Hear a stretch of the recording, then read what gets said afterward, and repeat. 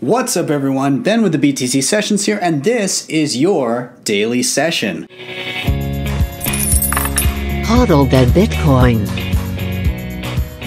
Before we dive into the news, I do encourage you to head over to my website, btcsessions.ca. There you can go ahead and book me for a one-on-one BTC session if you'd like to learn about Bitcoin, to learn about wallets, proper security, or really any topic you're looking to discuss. I'm here and ready for you. Also, feel free to check out my Teespring link down below. There you can grab BTC Sessions swag so that all your friends can make fun of you. Anyways, let's dive into the news, and the first story I want to touch on today is this one about the Winklevoss exchange Gemini shuts down accounts over stablecoin redemptions. So let me break this down a little bit for you. Gemini Exchange, which was created by the Winklevoss twins, also created a stablecoin, a coin or a token that is pegged to the US dollar, which is supposed to be matched 1-for-1. Now, they want to compete with the likes of things like Tether, and I believe Coinbase has a stable coin as well. So there's no shortage of other ones out there. Anyways, what's happening here is that there's been reports of people that have been trying to redeem Gemini US dollars, and by people I mean large over-the-counter exchanges, wanting to redeem their Gemini US dollars for actual fiat, for real US dollars, and having their accounts promptly shut either before or after they've done such. So looking through here, there is a report of a broker, and essentially what happened is when issuing some of these tokens, Gemini did allow for a 1% discount for some of these larger OTC dealers that wanted to buy large amounts.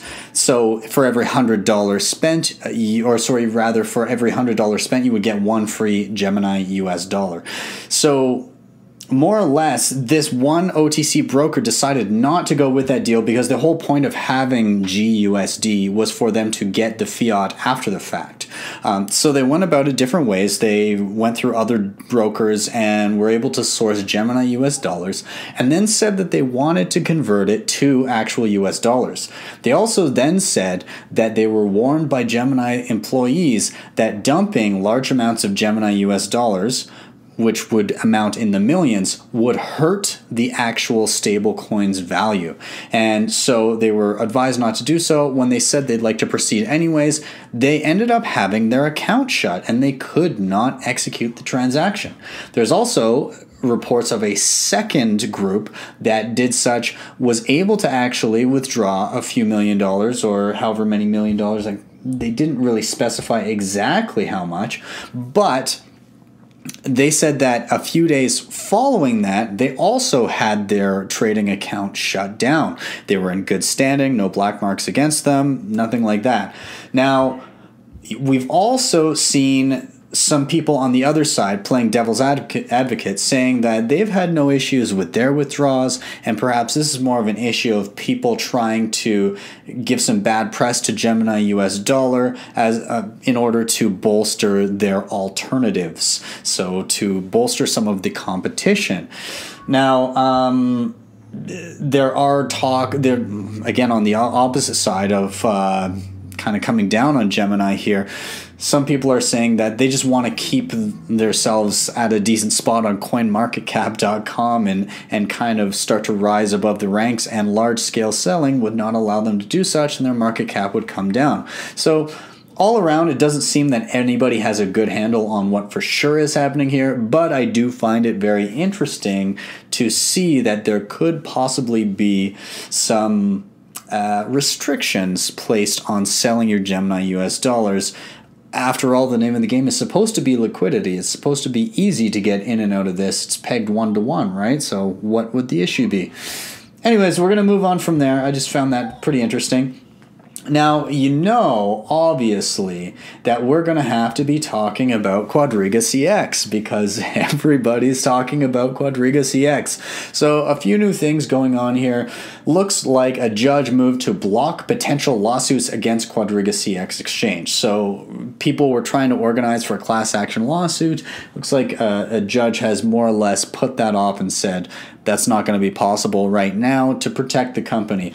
Also, it looks like they're looking to sell or start selling off some assets, possibly, in order to make some of their clients whole again. And I shouldn't say whole again, but to reimburse them in part.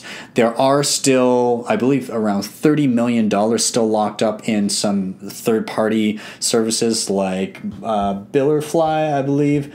And yes, let's right here. How do you say it? Billerfy, that's how you say it. Billerfy has about 25 million Canadian, and there's another processor that has about 5 million, so they've got 30 million plus locked up in other services. What's the issue here? Well, the company Quadriga does not have a bank account, so they can't actually cash out to any bank, and they're not going to get cash. So there's no process to deal with this kind of thing. I'm sure that will eventually be resolved, but as for the other crypto that's missing, they're saying around 137 million US dollars worth of crypto. I believe that's getting closer to the realm of 200 million Canadian. That's even more interesting. So we're getting into the realm of, do they have it? Do they not? It's said that apparently those keys to the cold storage died with the CEO. So he was the only one with knowledge of how to get the funds, which already is incredibly irresponsible. But some people are saying, well, is that true? And people are trying to keep tabs on what they believe are Quadriga's funds. There has been some movement in some of the Litecoin funds believed to be held by Quadriga. Now, whether that's hot wallets or cold wallets remains to be seen. But another interesting thing is that, where is it? The CEO of My Crypto said, I'm seeing no indication Quadriga ever had cold reserved wallets for Ethereum. It was said that they had millions of Ether, and that's just not, appears to be not the case. So very, very interesting. I don't know. There's a lot of behind the scenes detective work. I know Kraken is also trying to track funds to try and bring some transparency to all of this, but the whole thing seems like a bit of a clusterfuck, and I'm sure this isn't the last we've heard of it.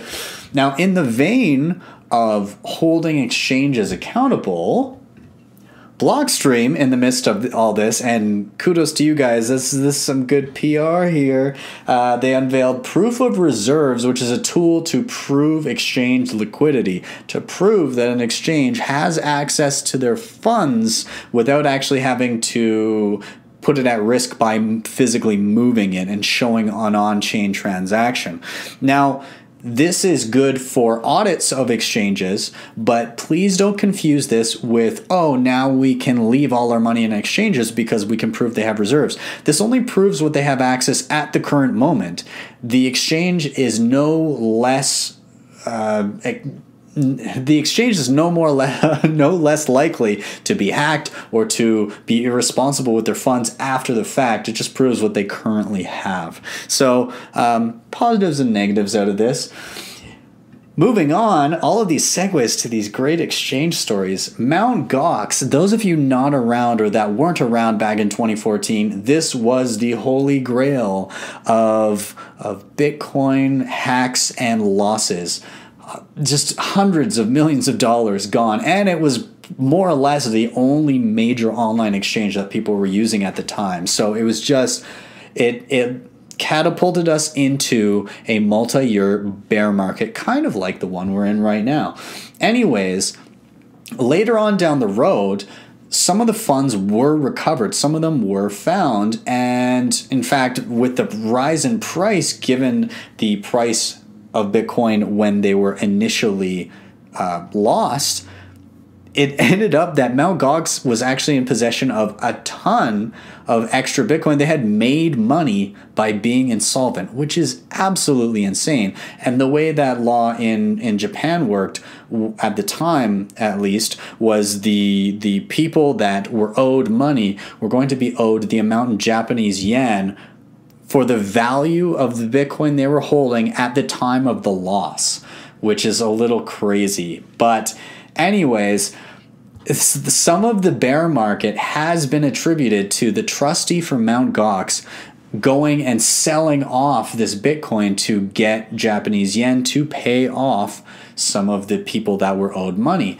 And it's looking like the Mt. Gox dumps contributed, at least in part, to the killing of last summer's price rally, and it looks like it kind of catapulted us into this bear market. I'm sure it would have happened anyways, I feel, but this definitely didn't help. And it looks like even after receiving advice from Kraken CEO and other major industry professionals, the trustee decided to continue dumping on exchanges, even though he said that he would go over the counter instead.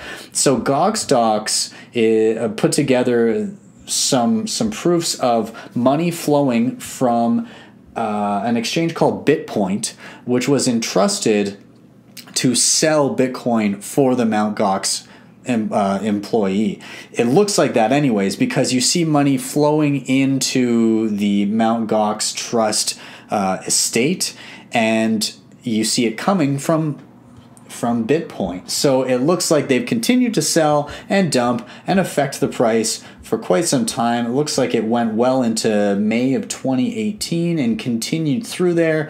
And there's a lot of interesting information here. I'm going to leave the link down below, but what do you think about Gox dumping its coins? I'm sure people from back in the day really thought that Mt. Gox couldn't screw them anymore, and then it comes back around just for one final little smackdown.